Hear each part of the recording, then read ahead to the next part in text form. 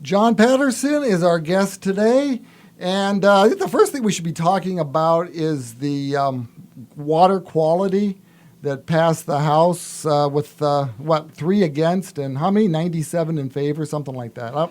It's over 90. Over 90, well yeah. over 90. And you were a few absent that day. You were a sponsor. Yes, joint sponsor, along with Representative Gambari from out western Ohio, Perrysburg to be exact. And along the banks of the Maumee, one will find his district. Mm-hmm. And so he's very, very much committed, as am I, right, to water quality. And he's a Republican. Yeah, of course. I work across the aisle to get things done for our people. Well, it's the only way you can, right? I mean, that's right. Two Democrats sponsor. We're in the deep minority, so I embrace working across the aisle to get things done for my people. So let's talk about the legislation. It's got, I don't know if this is the quite word, but some kind of like a savings account or something where money is deposited. So how's that work? That's correct. Think of it as a trust fund. In fact, it's modeled along the lines of the Ohio Public Employees Retirement System, an independent fund outside the Treasury, so it can't be rated to pay bills. And it's set up to be, in effect, in perpetuity. There is a group of individuals, an advisory board, if you will, that is charged with the mission of growing that fund so that we can simply withdraw the earnings and or if they choose to sell bonds, the bond money, but they're specifically charged with that fund. There's also a water advisory council set up, determined by, there's a county representation on it, townships, other municipalities, higher education, farm folks, environmentalists, to screen applications Does this for include grants. County people in the counties that aren't anywhere near the lake? It could, because this is a statewide initiative. These folks will be appointed by the governor with the approval of the state legislature. But the idea is to get a diverse group of people who understand and appreciate and know about water quality issues in order to be able to screen grants, loan applications to the fund. So the beauty of this, it's 2 independent groups, the advisory council that worries simply about the projects, and then those who are administering the bond fund, they simply worry about the fund itself. So it's ingenious in its checks and balances. Well, where does the money, give me some examples of where the money is coming from. Excellent question. So from time to time, there is excess tax dollars. And really? Well, I know, it's hard to believe, but the rainy day fund, and that's yes. okay. Yeah. So we are changing the priorities. So the rainy day fund is still number 1, the budget stabilization fund, and it's important to have money there for emergencies. This would be the second recipient of excess funds, so that What's the first? The rainy day fund. Okay, That's first, and then once that's full, it trickles down, pardon the pun, into the trust fund. The trust fund can also accept donations. It can accept property if an individual is living along an estuary, or if you just wanted to give a property to the state for water quality advancements, that could be used in perpetuity for this fund. They're also allowed to sell bonds that could be used. Now, the problem with bonds is that there also has to be a debt payment made on them. So that's not exactly the most preferred way to grow this, but it is an option, especially in the early going here. The goal is to seed it. Right now, there's $86 million in the budget. 43 would be used immediately for projects that are already in the line, and then the other 43 used to seed the fund so that we can begin to grow this. And the idea is to grow it so large that at its maturity, if you will, up to $100 million a year can be taken out of this at no cost to the taxpayers. The idea is that this is going to be a long-term project. Now, why is that important? This past Saturday, was the 50th commemoration of the Cuyahoga. I hate to use the term anniversary. That sounds uplifting. Commemoration. Remembrance, if you will. Maybe that's even better. But That in was 19 catching fire. yeah, That's what we're talking. Yeah. 69, Yeah. June of 69, the Cuyahoga. And that was the 13th time, by the way, it caught fire dating back to the 1800s. But thankfully that presented a lot of fodder for late night talk show hosts for years to come. It was embarrassing for Cleveland, and now we have a beer, I think, named after Burning Fire Brewery or something to that effect. But the transformation. Now, I don't know. I don't think you were alive at the time, 1969. Oh no. Unless the Stones are just out of the Stone Age. But that's an inside joke Yes, for your it is listeners. very inside. He is a Rolling Stones fan who isn't. But think where we've come over those 50 years. That water is so clean that fish live in it now, and one is able to consume a limited amount of those fish. In fact, I was reading an article the other day. They have a traffic problem on the Cuyahoga between the lake freighters and the pleasure craft and the kayakers. And I saw a picture of a couple of folks in this large pink flamingo inflated raft. There's so much activity on the river that it's exciting to see the renaissance of it in 50 years. Mm-hmm. Think 50 years from now, with the increased demand from agriculture to feed a world population that's going to hit 9 billion by 2050, ag has to step up and do even more, which means fertilizer, which means different things in terms of technology to ag, placing stress on our water resources and our land resources. So we're talking about minimizing the runover that's going to go right. to the lakes and the legacy rivers. Phosphorus is a real issue.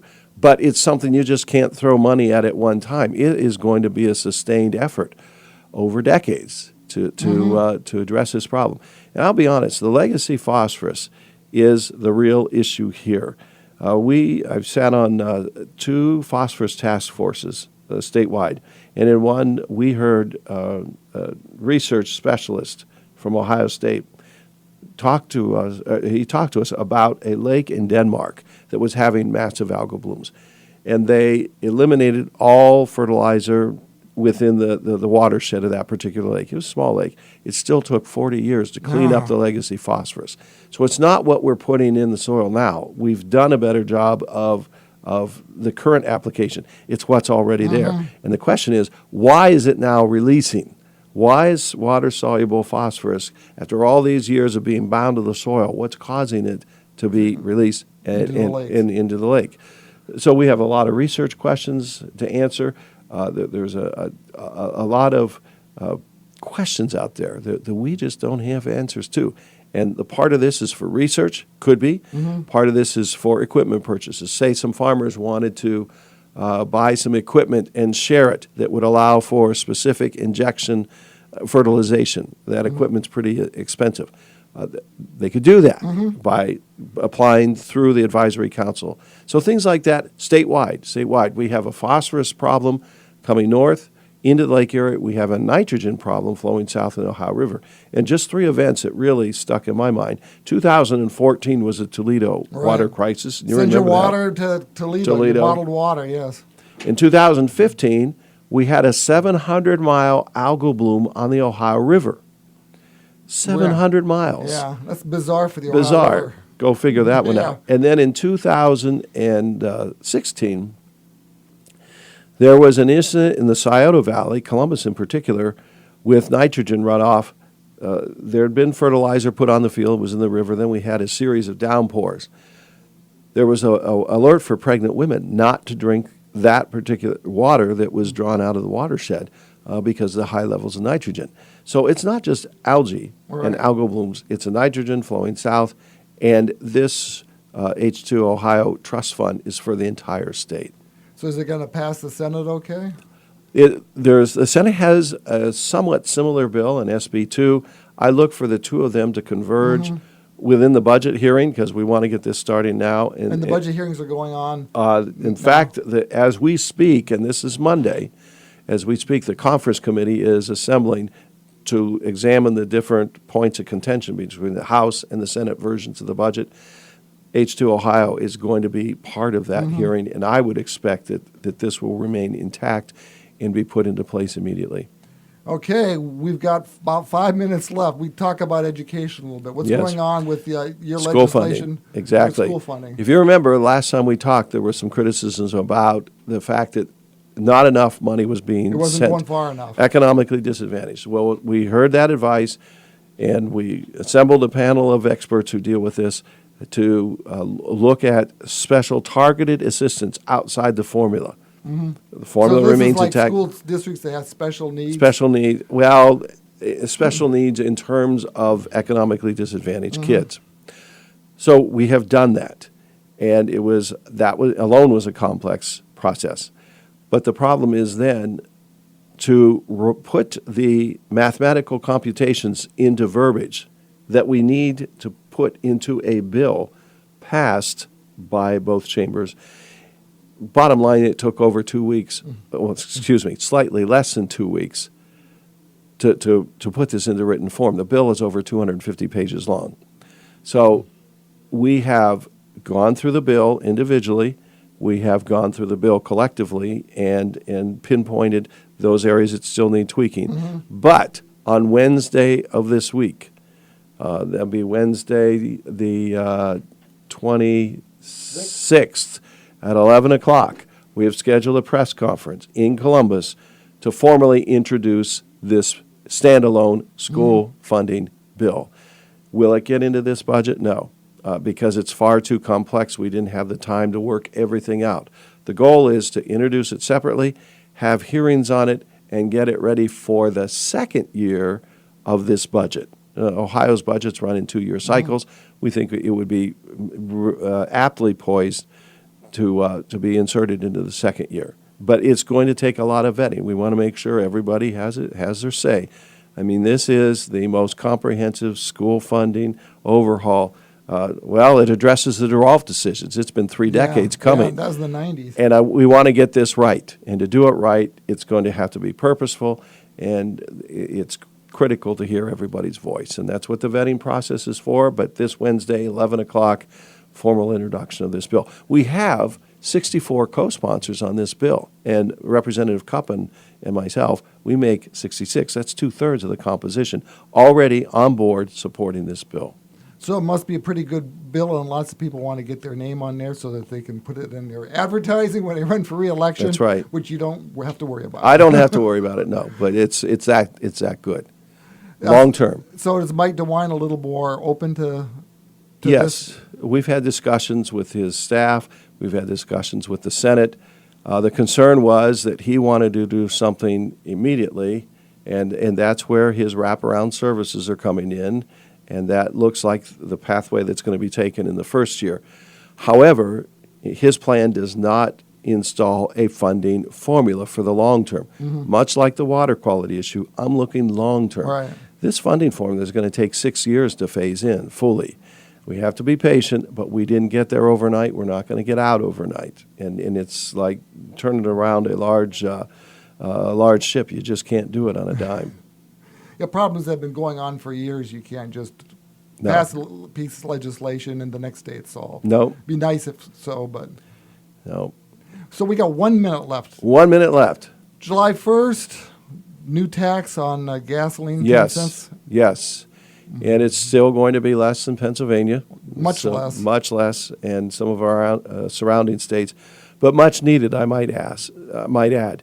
It's been 10 years since we've actually increased the gas tax. And in that time, construction costs have gone up. Yes. There have been more and more electric vehicles, and they will be paying their fair share too, I might add. But we know if you've driven around our roads and bridges in the townships and in the counties, let alone the state routes, there's a need to address this infrastructure. It's billions Absolutely. of dollars worth. Right around on a bicycle. That's right. You'll know exactly. And don't go over the handlebars. I've seen somebody do that on Lennox Yeah, New Lime Road. That's right. It was painful to watch. It was painful to be there. John Patterson, thank you. Thank you, Bob.